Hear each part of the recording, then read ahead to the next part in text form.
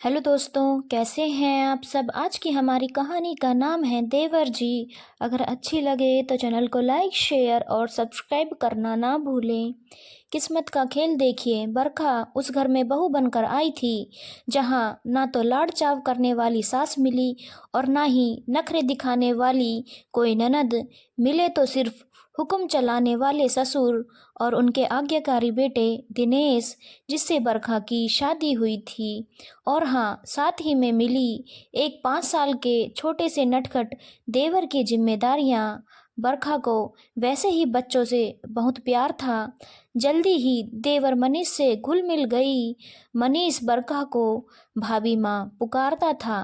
मनीष उसके ससुर का दूसरी पत्नी से हुआ पुत्र था, यानी कि दिनेश का सौतेला भाई।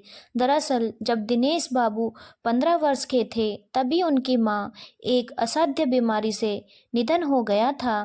परिवार वालों और समाज के दबाव के कारण दिनेश के पिता रामेश्वर जी ने दूसरा विवाह कर लिया ताकि दिनेश को मां का लाड़ प्यार मिल सके। रामेश्वर जी की दूसरी पत्नी से भी कई सालों बाद एक पुत्र मनीष हुआ, किंतु किस्मत का खेल देखिए, वह भी मनीष को जन्म देते ही स्वर्ग सिधार गई। उस वक्त दिनेश बाबू 20 वर्ष के ही हो चुके थे। अब परिवार के सभी लोगों ने फिर से रामेश्वर जी पर दबाव बनाना शुरू कर दिया कि मनीष तो छोटा सा बच्चा है, उसे माँ की सख्त जरूरत है। किंतु इस बार रामेश्वर जी ने किसी की नहीं सुनी। उनका मानना था शायद उनकी किस्मत में पत्नी का सुख नहीं है और बच्चों की किस्मत में माँ का। बरखा धीरे धीरे अपने गृहस्थी में रच बस गई। जब उसे उसका देवर भाभी माँ कहता तो एक पल को भूल ही जाती कि वह उसका बेटा नहीं है। मनीष सारा दिन बरखा का पल्लू पकड़े भाभी माँ करके उसके आगे पीछे घूमता रहता। धीरे धीरे मनीष भी बड़ा होता जा रहा था। बरखा ने मनीष को योग्य परवरिश देने में कोई कसर नहीं छोड़ी। मनीष भी बरखा के बिना कोई काम नहीं करता था। हर कार्य में उसे ही बरखा की मदद चाहिए होती। और कब मनीष बरखा को भाभी माँ से माँ कहने लगा, पता ही नहीं चला। हालांकि रामेश्वर जी यह देखकर खुश होते कि बरखा ने मनीष को एक माँ जैसा ही प्यार दिया है।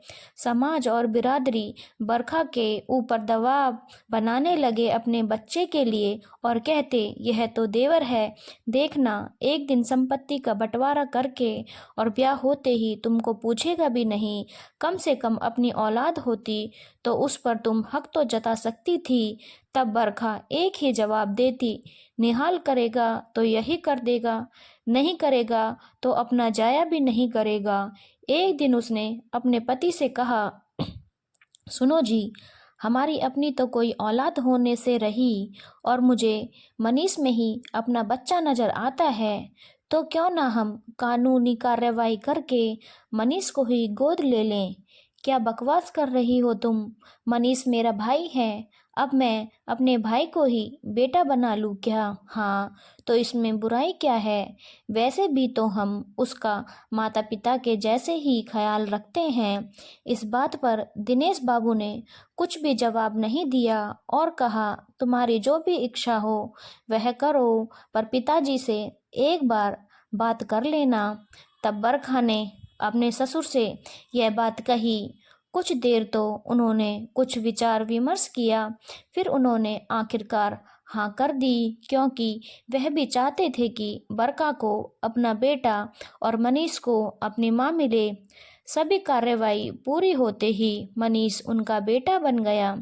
मनीष ने भी इस रिश्ते को निभाने में कोई कसर नहीं छोड़ी। ऊंची नौकरी के लिए मनीष को विदेश जाना पड़ा। सभी लोग फिर उसे कहते, अब नहीं आने वाला तुम्हारा बेटा, वापस देख लेना। एक बार जो विदेश की हवा लग जाती है वही का होकर रह जाता है, और वैसे भी वह तुम्हारा सगा बेटा थोड़े ही है जो तुम्हारे बारे में इतना सोचेगा। किंतु बरखा को अपनी परवरिश पर पूरा विश्वास था। दिन रात मनीष को याद करते करते एक दिन बरखा की तबीयत ज़्यादा खराब हो गई और अगले ही दिन मनीष विदेश से अपनी माँ बरखा से मिलने आ गया। उसने कहा, अगर आपकी जगह मेरी सगी माँ भी होती तो शायद मेरा इतना ध्यान कभी नहीं रखती। आपने मुझे माँ से भी ज़्यादा प्यार दिया है। मैं नहीं जानता असली माँ कैसी होती है।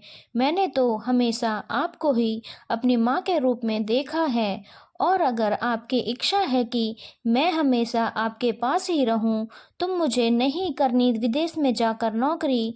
मैं नहीं चाहता मेरी माँ अपने बेटे से मिलने के लिए भीतर से।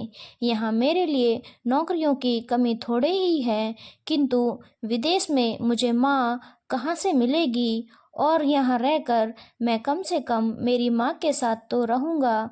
मैं दुनिया को झूठा साबित कर दूँगा कि देवर कभी बेटा नहीं बन सकता। मैं हमेशा आपका बेटा हूँ और रहूँगा। और ऐसा कहकर वह अपनी माँ से बच्चों की तरह लिपट गया और यह देखकर सभी की आंखों में आंसू आ गए और सभी की आंखें नम हो गईं।